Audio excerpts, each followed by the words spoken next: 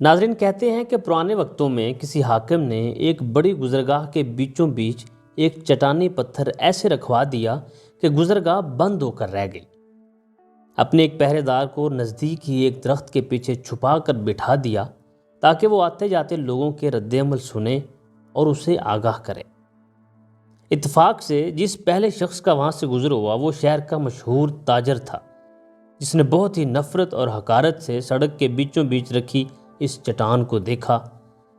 یہ جانے بغیر کہ یہ چٹان تو حاکم وقت نے ہی رکھوائی تھی، اس نے ہر اس شخص کو بے نکت اور بے حساب باتیں سنائیں جو اس حرکت کا ذمہ دار ہو سکتا تھا۔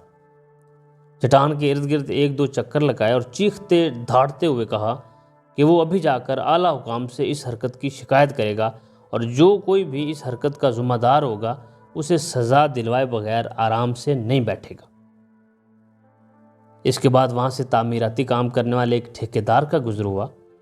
اس کا رد عمل بھی اس سے پہلے گزرنے والے تاجر سے مختلف تو نہیں تھا، مگر اس کی باتوں میں ویسی شدت اور گھن گرج نہیں تھی جیسی پہلے والا تاجر دکھا کر گیا تھا۔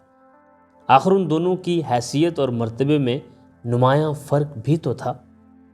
اس کے بعد وہاں سے 3 ایسے دوستوں کا گزر ہوا جو ابھی تک زندگی میں اپنی ذاتی پہچان نہیں بنا پائے تھے اور کام کاج کی تلاش میں نکلے ہوئے تھے۔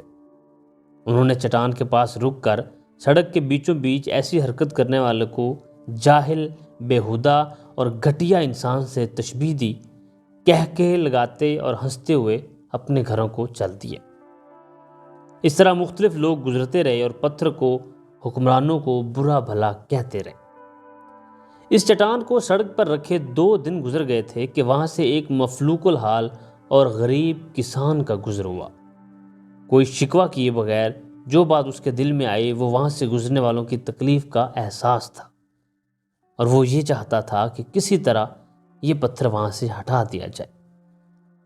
اس نے وہاں سے گزرنے والے راہگیروں کو دوسرے لوگوں کی مشکلات سے آگاہ کیا اور انہیں جمع ہو کر وہاں سے پتھر ہٹوانے کے لیے مدد کی درخواست کی، اور بہت سے لوگوں نے مل کر زور لگا کر چٹان نما پتھر وہاں سے ہٹا دیا۔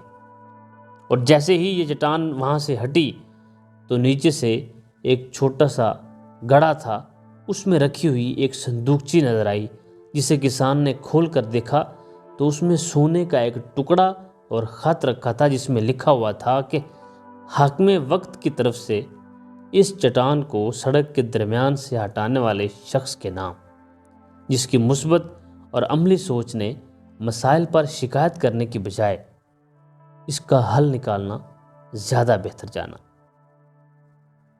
اندھیروں کی شکایت کرنے سے تو بہت بہتر ہے کہ اپنے حصے کا ایک دیا ہی جلا دیا جائے۔ ناظرین، آپ کو یہ کہانی کیسی لگی؟ اپنی آراء سے ہمیں کمنٹ سیکشن میں ضرور بتائیے گا۔ اگر آپ نے ابھی تک ہمارا چینل سبسکرائب نہیں کیا تو اسے پلیز سبسکرائب ضرور کر لیجیے، اور اس طرح کے مزید بہترین تحریروں کے لیے ہمارے ساتھ جڑے رہیے۔ شکریہ۔